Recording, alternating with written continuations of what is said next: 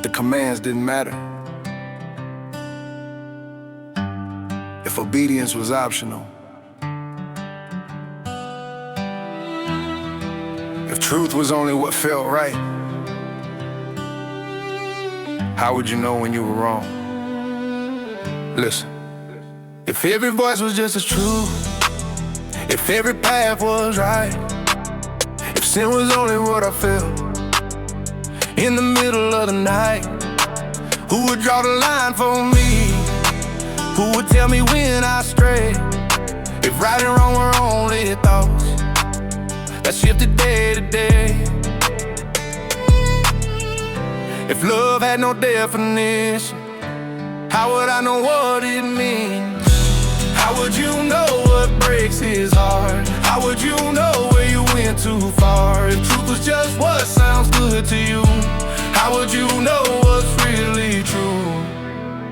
If Yeshua is the way, but the way is never clear, if everyone just follows what they think he wants to hear, how would you ask him? How would you speak?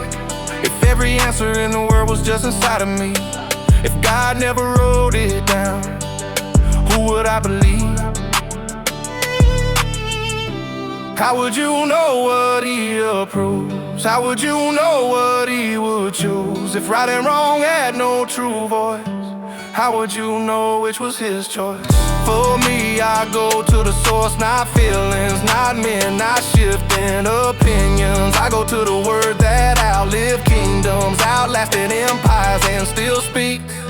Pages written by those who walk with him, pages preserved through fire and blood, prophecies fulfilled before our eyes. Now I know what he calls sin. Now I know where to begin. Not by what feels right, not by what's new, but by what God has spoken that's true. If you want to know his will, listen to what he already said.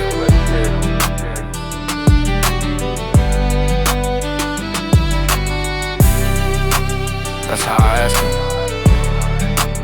That's how I hear him. That's how I walk.